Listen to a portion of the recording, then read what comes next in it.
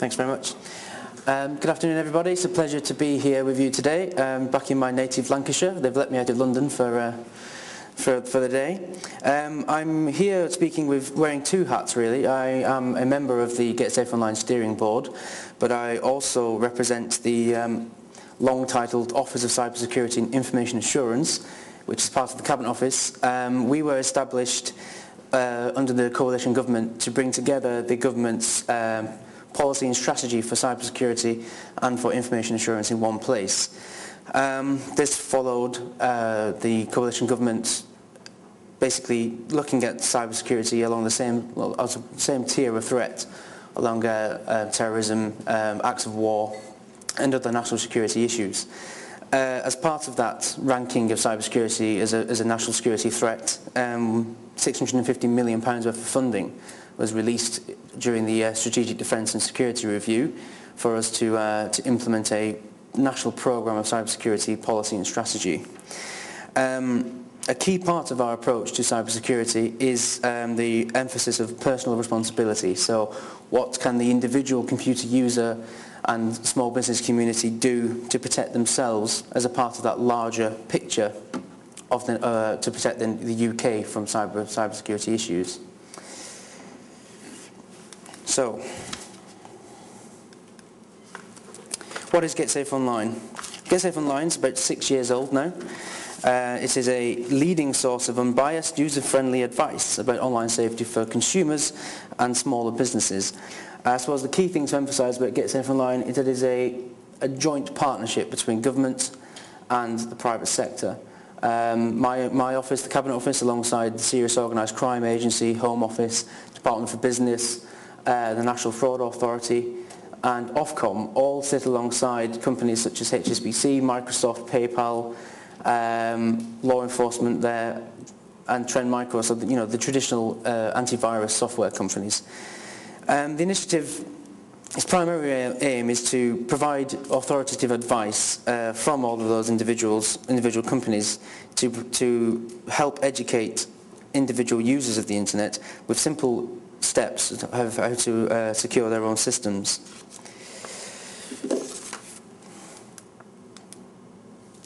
So what are we talking about? As we all know in this room, the internet is increasingly huge.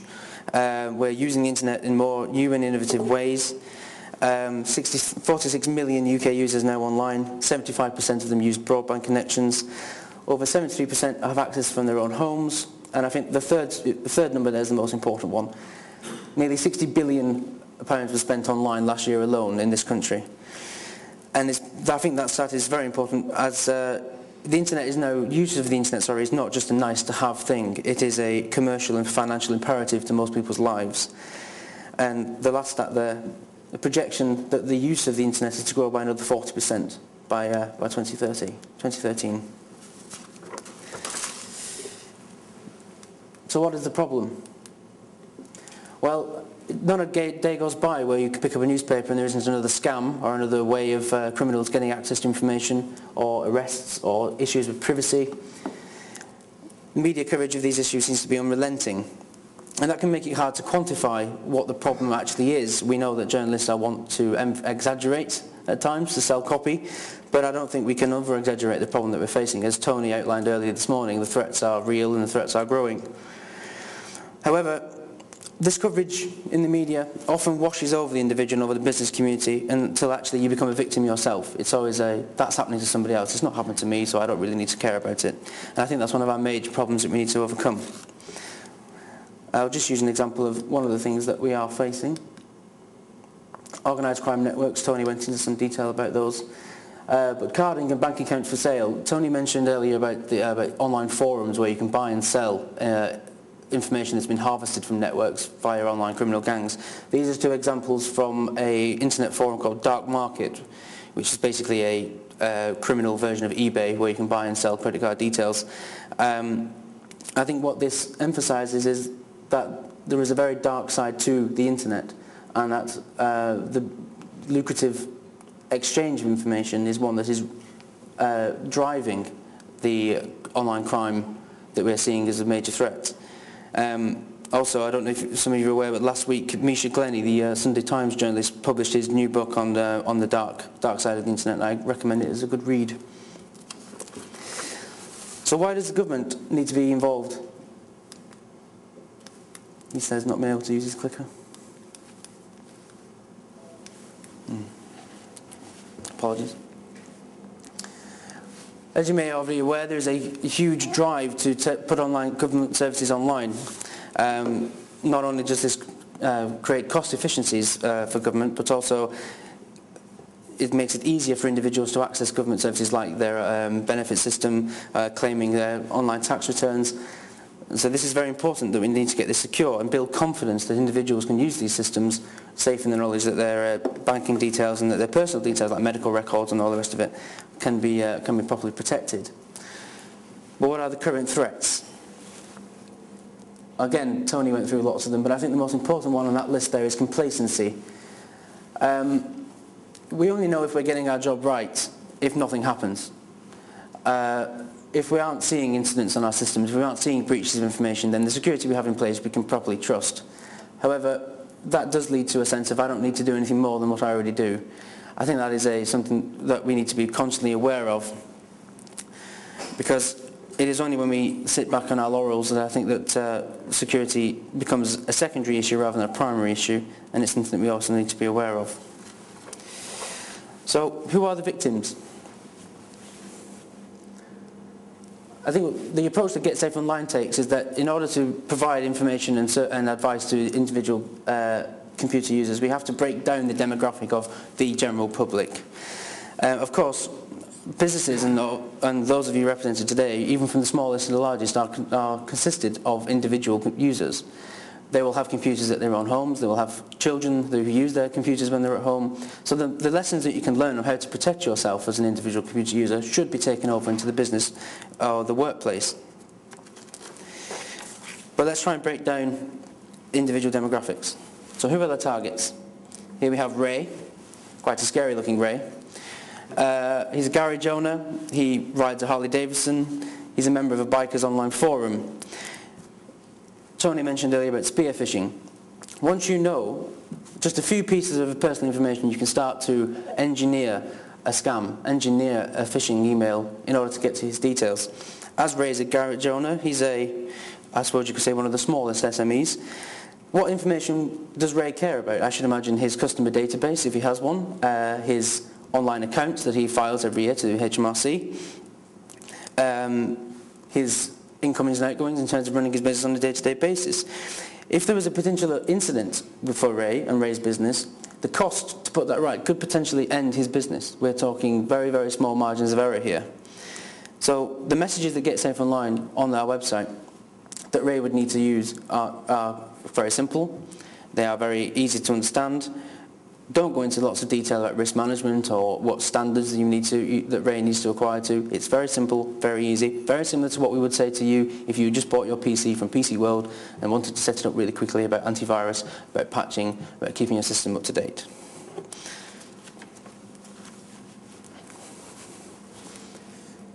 We have Julie. Julie banks online, she shops and pays her bills online, and she uses online auction sites. It's a bit different from Ray. Certainly a bit more attractive than Ray. But again, Julie is a key target for phishing scams, for the botnets that Tony was talking about earlier.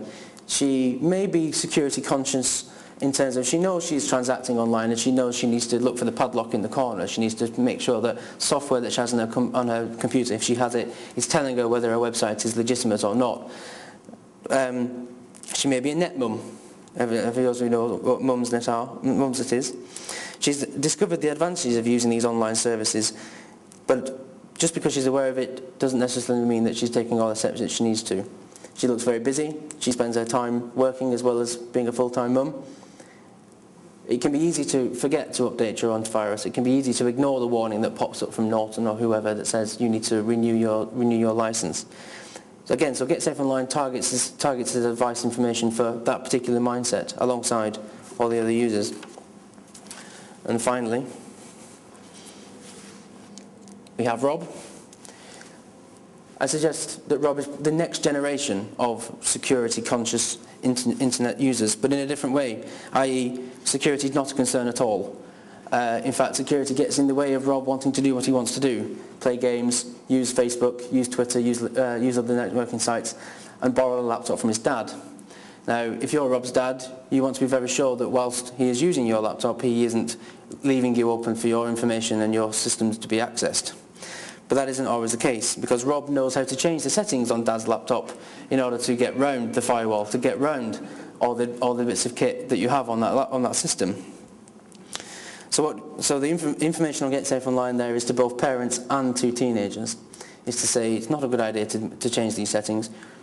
Do not just use the default settings of your antivirus. Make sure that you, as the user administrator, cannot, your settings cannot be taken away.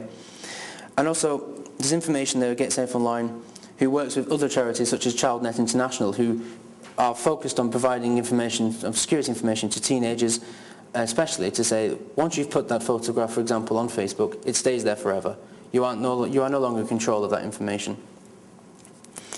But I think we have a real issue in the future of a generation of teenagers, and I say teenagers between 12 and 16, who know more about this stuff than you do, who know more about how to get into these systems than you do. Not the hacktivists that Tony was talking about, just the general ordinary teenager who wants to use the internet for innovative and creative ways, speaking to their friends, etc., etc. Although one day those teenagers will start to join your businesses. They will start to join the workforce, and they will expect the same level of access that they've had in their home systems. For a business point of view, that is something that you're going to have to start to plan for. And again, there is advice and guidance for Get Safe Online for businesses on that issue. So what is Get Safe Online that I keep talking about? First and foremost, it is a website. Behind all these various different links and different images, there is targeted information on all different types of threats and what steps you need to take. Get Safe Online is also quite an effective PR campaign. Around four or five times a year, the managing director, Tony Neate, will pop up on what was GMTV, I think it's called Daybreak now, whatever it is, BBC, Channel 4, and introduce to the general public the awareness of the next big thing, the next scam that's on the horizon. One of the advantages of working with the Serious Organised Crime Agency, whose remit is to disrupt and monitor serious organised crime use of the internet, is to horizon scan, is to see what is on the horizon in terms of the next big threat. Get Safe Online is a way of raising awareness, for example, of money mules a couple of years ago, the use of individuals to basically launder money on behalf of serious organised criminal groups. Likewise, we've done a PR campaign around the Olympic ticket scams, tickets that, as you know, you can only get a ticket for the Olympics through a trusted, through the DCMS website.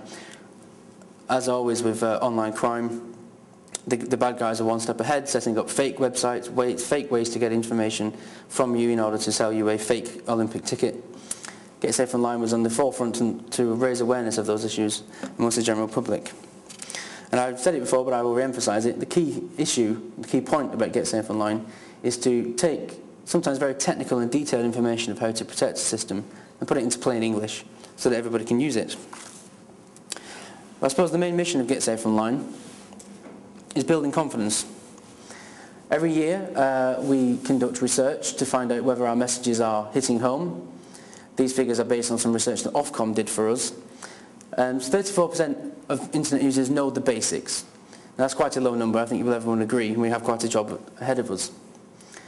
Again, 62% would benefit from more information. However, the worst figure, I think, and the figure that needs to be improved on the most, is that final one. Only 35 feel primarily responsible for their own safety.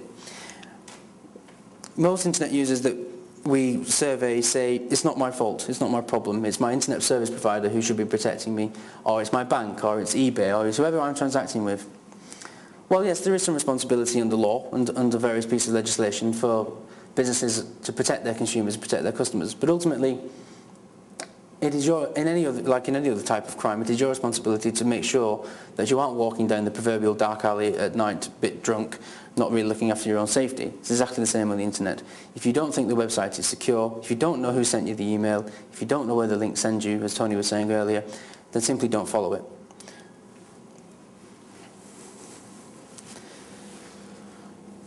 But there is some good news. Every year, Get Safe Online commissions a State of the Nation report, which conducts an omnibus survey with 1,500 members of the public to test whether our messages are getting through. And at the last count, 88% now have some form of internet security on their systems. 80% have antivirus software. 80% are using their firewalls, and 70% have some kind of anti-spyware virus detection software on their systems. Again, encouraging numbers, but we could do more. And as we're all aware, they aren't the only measures that you should be taking. They are very important measures, but I think the key message that we need to get across is updates, updates, updates. Keep your systems up to date as much as possible, and that goes for businesses as well as for individuals.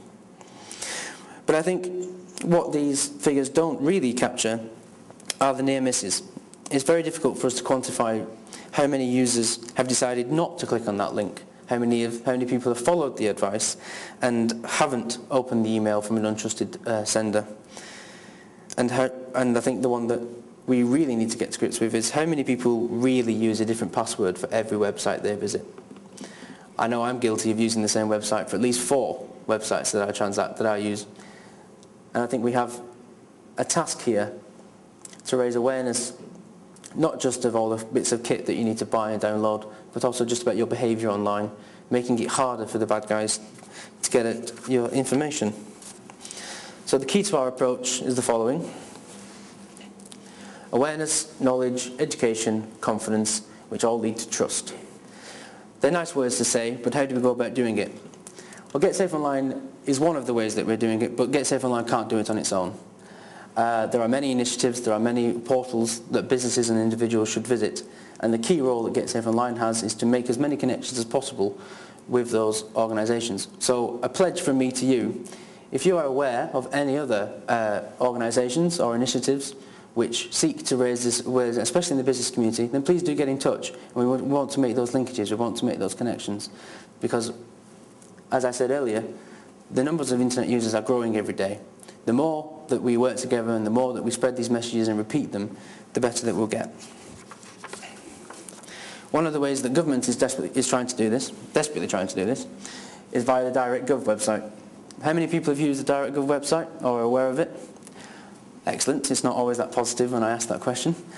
You may be aware DirectGov is the one-stop shop for all government services and for all information that you may need to get from the government on a variety of issues. Here is a banner that we had a few months ago regarding ticket touting and how to protect yourself from bogus online concert tickets. DirectGov is one of the main ways that we get the message out, but again, as I've just said about coordinating effort, the more that we can link to each other's websites, the more that we can link to each other's businesses and provide this information, the more coverage we're going to achieve.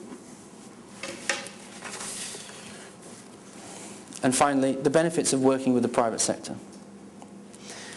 It pools our resources. It means that you don't have to spend as much money, we don't have to spend as much money, which is, in this time of austerity, very useful indeed. It's a win-win.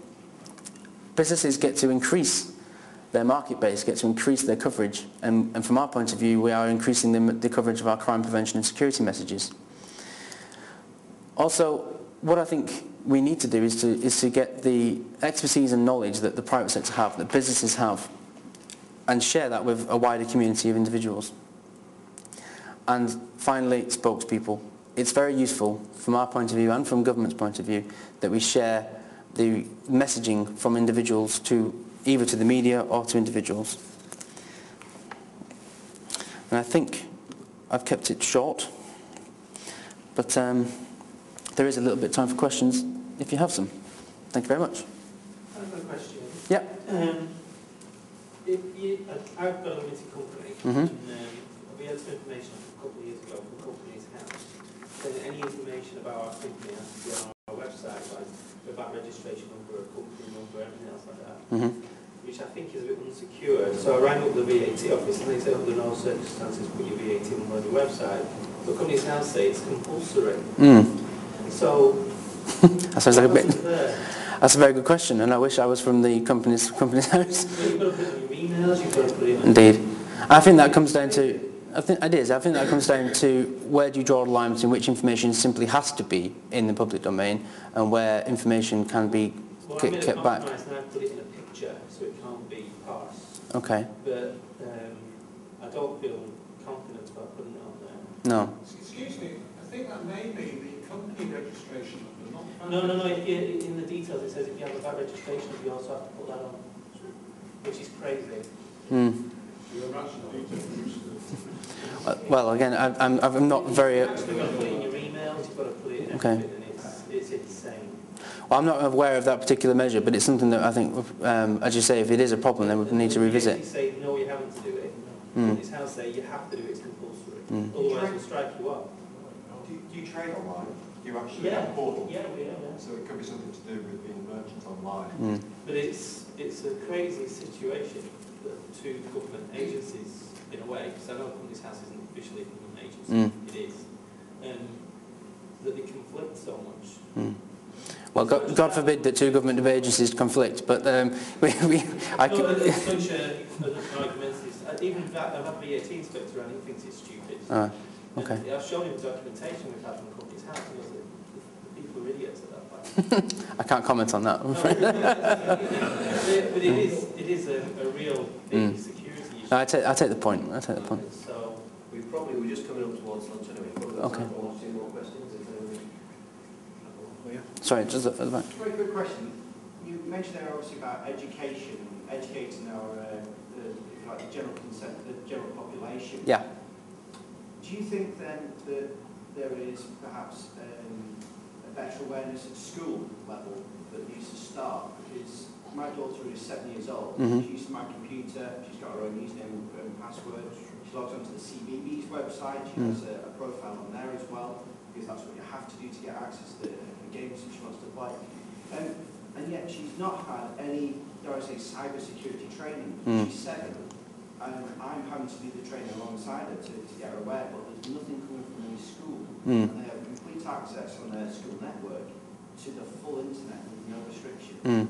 Well, I think I take your point, and it's certainly something that we are looking to do, working with the Department for Education as well as local authorities into how to get that basic security awareness, security training into primary school level now. I know that children are learning internet skills on a younger basis, and as I mentioned earlier about the new generation of internet savvy teenagers and children coming further into the workforce, we need to get that right. The programme I mentioned right at the beginning about the 650 million programme that has been allocated to cybersecurity, some of that money will be allocated to that top level, to the Department for Education, to filter down through the curriculum. But also, I think it's important that most schools, in terms of their outreach and their communication activities, it isn't sent, if you like, sent down from on high, from Westminster, God forbid. So it's about community engagement, it's about working with local charities and local providers of that information and advice to go in and speak to teachers and as well as parents about what measures they should be taking in that school setting. So to answer your point, yes, we take it and we understand it, and we are trying our best to find the best avenues to get that message out. Okay? I don't want to keep you from your lunch any longer. Okay. Oh, sorry. A lot of these, bearing in mind about the information people are into, a lot of the, if you're putting online applications in for business, for fuel cards, or even including government departments, they all ask you an awful lot of information that isn't relevant. I mean, if I'm filling in a form for an online, for a fuel card, for a fuel card company, what the ethnicity of my people that live in my house, what has that got to do with the application? So they're clearly acquiring this data and then either selling it or using it for other sources. Wouldn't it be a good security move to ban that? I don't think, well, banning is on the other extreme, but what I would say is there's a Tell Us Once programme which is being led by Department for Work and Pensions, which is a scheme to, rather than, as you say, keep repeating all this information every time you want to interact with the government, is to give that information once to the government, and then that is held on a secure central system, which will then be used to whenever you interact with the government, to have that one central information repository. The government site is for companies across the board. Indeed. Every online form is asking all this information that's personal and private. Well, again, unfortunately, that's down to the company to decide what level of information they wish to have from you, and you as a consumer to decide whether you want to give that information or not. But what I would say is that all businesses and as many of you will be aware, has to comply with various data protection regulations as well as other legislative frameworks to make sure that that information that you give is as secure as possible and is looked after in the way you would expect it to be. I've got a question about DirectGov, where you're putting everything in one box, Mm. basically, aren't you? And you've said, As much as possible. yeah, but you've also mentioned that it's not very safe to have the same password for multiple different websites. Mm. Why are you putting everything in one box then? Well, as far as I'm aware, you don't log into the DirectGov website in terms of you as an individual user. It is simply an information resource rather than having any data behind it and any personal data assistance. Put your VAT in there, you know, it uses the same authorization system as all the government. What's it called? Government authentication system. Mm. Uses the same key and the same password. Mm. But all of them, they all use the same one. So if you've got one, you've got access to everything. Which is why, well, I don't think that's particularly... Which is what you said it's going to. No, I don't think that's particularly true. DirectGov doesn't have the information that you suggest. But at the same time, I would reassure you that the security around such government websites is... I thought they used the same ID system. There is a move at the moment to have a single, well, not a single login, but having a more robust identity assurance security system for individuals to use. But that isn't in place at the moment. Plus you also use SSL, and more people use 3G and everything else to access these websites. Mm. So if you use SSL and you have a man-in-the-middle attack and you use a botnet to create live certified keys, then you're going to be in real big trouble. I think that we might be in danger of moving into some technicality. No, I take your point. I wanted to ask you this personally before, but... Yeah. Well, you can catch me on the way out if you like. I reckon we're heading for a big, massive problem if not careful. I'll take the point. For a chat. Okay. Thank you all. Yeah, thanks, Dan. Thank you.